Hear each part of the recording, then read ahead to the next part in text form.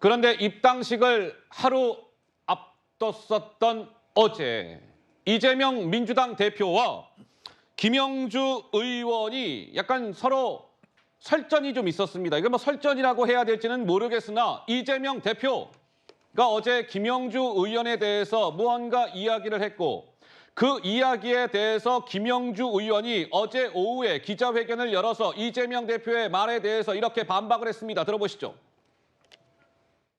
평가 기준 중에 공직자 윤리 항목이 50점이 만점인데 채용 비리 부분에 대해서 소명을 하지 못하셨기 때문에 0점 처리됐다고 합니다. 개인적인 선택의 문제이긴 합니다만 함께하지 못한 점에 대해서는 참으로 아쉽게 또 안타깝게 생각합니다.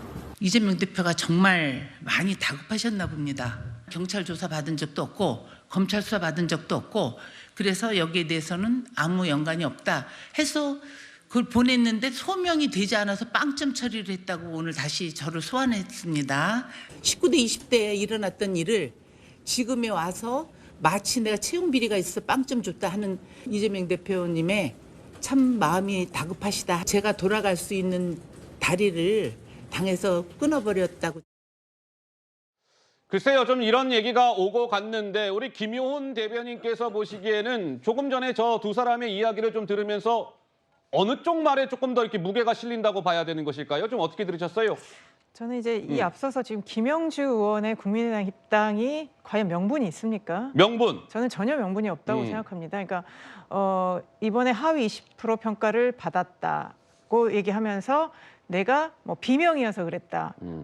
뭐 이재명 대표 사당을 반대한다. 이렇게 목소리를 내면서 지금 같이 뭐 꼴찌 중에 꼴찌를 받았다는 뭐 박용진이나 다른 의원들과 이렇게 편승하는 그런 식으로 하면서 탄압받은 이미지를 가지고 지금 국민의힘에 입당을 했습니다. 예. 글쎄요, 과연 이게 비례대표로 시작해서 민주당에서 사선 국회의원에 문재인 정부 때 고용노동부 장관 그리고 사선이지만 국회 부의장까지 지낸 분이 예. 저는 이걸 이유로 저런 선택을 했다는 것 자체가 명분이 없고요. 명분이 없다. 예, 그러니까 이재명 대표가 뭐 이제 0점 맞은 처리한 사람이 있다 뭐 이런 얘기를 하면서 처음에 약간 조롱하듯이 예. 한 거는 문제가 있을 수도 있지만 어쨌든 이 문제에 대해서 소명을 제대로 안 했기 때문에 그러니까 김영주 의원에 대해서 이런 의혹이 있다라고 하면 본인들이 성심성의껏 그 소명을 하는 게 마땅한데 그게 충분하지 못해서 이럴 수밖에 없었다는 것을 설명하는 것 같습니다. 그래서 예. 저는 김영주 의원이 국민의힘의 결정은 굉장히 저는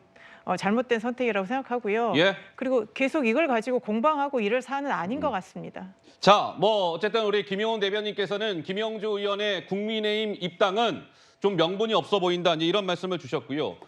자, 그런데 이제 이런 겁니다. 이재명 민주당 대표는 김영주 의원과 관련해서 왜 이렇게 좀 스토리가 있었잖아요.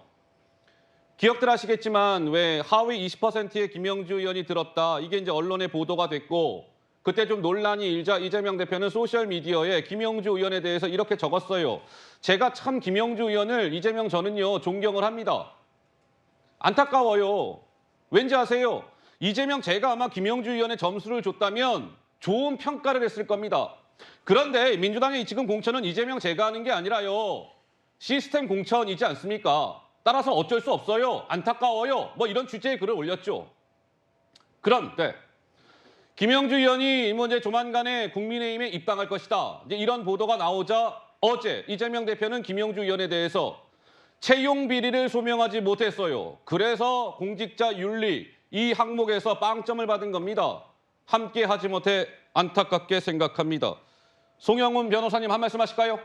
이재명 대표가요. 너무 빠른 시일에 말이 앞뒤로 바뀌어서 당혹스러워요. 아이고야. 일단은 그 민주당의 하위자가 왜 그렇게 하위자로 평가받았는지 임혁백 공관위원장이 얘기하길 본인만 알고 아무도 모른다고 하지 않았습니까? 근데 지금 이재명 대표는 왜 하위로 평가됐는지 자세히 알고 있다는 거잖아요. 일단 그거부터 앞뒤가 안 맞고요. 그다음에 며칠 전만 해도 제가 평가했다면 점수를 좋게 드렸을 것이다. 존경하는 분이다. 이렇게 얘기를 해놓고 탈당을 하니까 또 무슨 채용 비리가 있었다는 등 비난을 해요. 이것도 앞뒤가 안 맞고. 그다음에 불과 한 3일 전에 뭐라고 말했습니까? 입당도 탈당도 자유라고 했잖아요. 그러면 자유롭게 탈당해서 가시는 분 내버려 두면 되지. 뭘 그걸 네거티브를 하고 비난을 합니까? 그리고 무엇보다도요. 지금 이재명 대표가 김영주 의원을 두고 채용 비리를 소명을 못해서 0점 처리가 됐다고 하는데 이 소명 얘기 본인이 말씀하실 자격이 있는지 모르겠어요. 지금 이재명 대표가 받고 있는 혐의 중에 뭐가 소명됐습니까? 대장동이 소명됐습니까? 백현동이 소명됐습니까? 선거법 위반이 소명됐습니까? 다 재판받고 있잖아요. 오히려 법원에서 이재명 대표의 위증교사 혐의는 소명됐다고 했어요. 그러니까 이런 거야말로 이재명 대표가 말을 하면 얼마나 설득력이 없는지를 보여주는 아주 결정적인 장면입니다. 그래서 이재명 대표는 지금이라도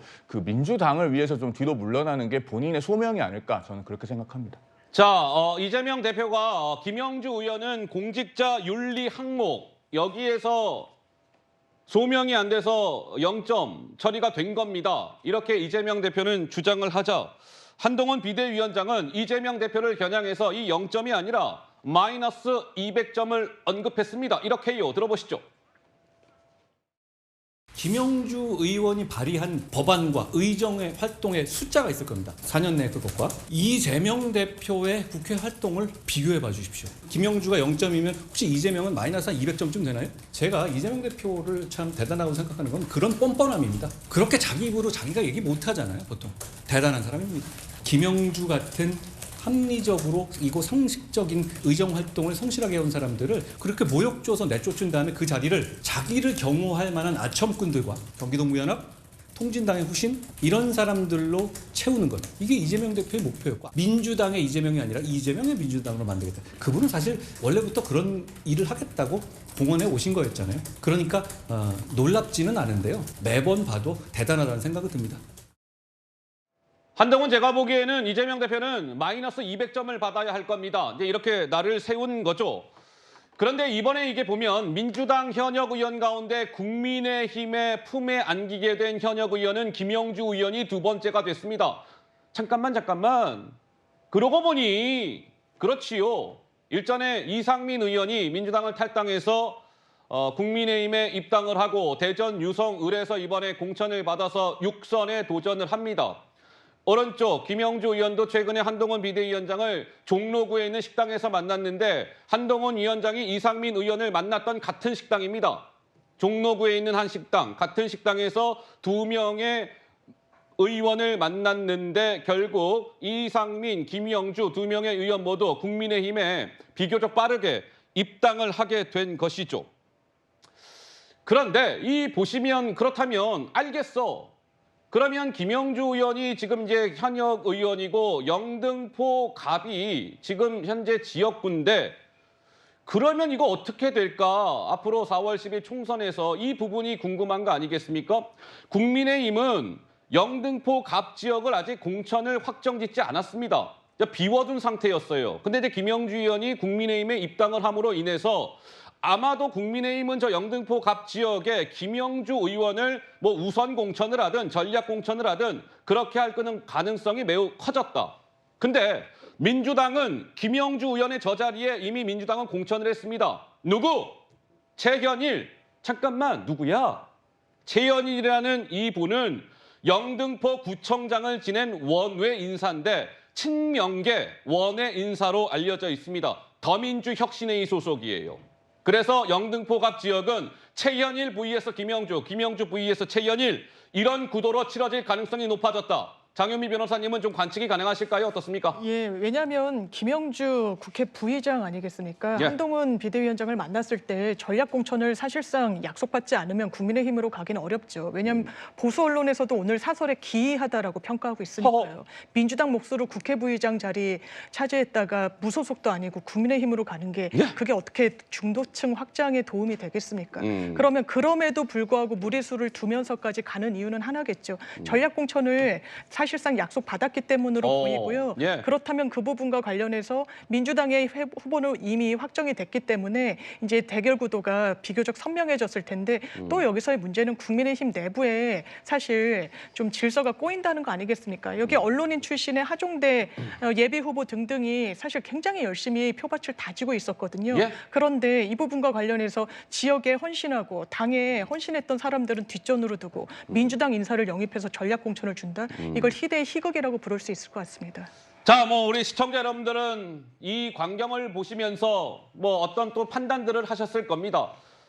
민주당의 공천이 잘못됐기 때문이겠지. 뭐 이렇게 생각하시는 분들도 있을 터이고, 뭐 이 두 분 말씀처럼 김영주 의원이 그래 탈당을 해서 국민의힘 품에 안긴 것은 명분이 없어요. 또 이런 생각을 하시는 분들도 있을 겁니다.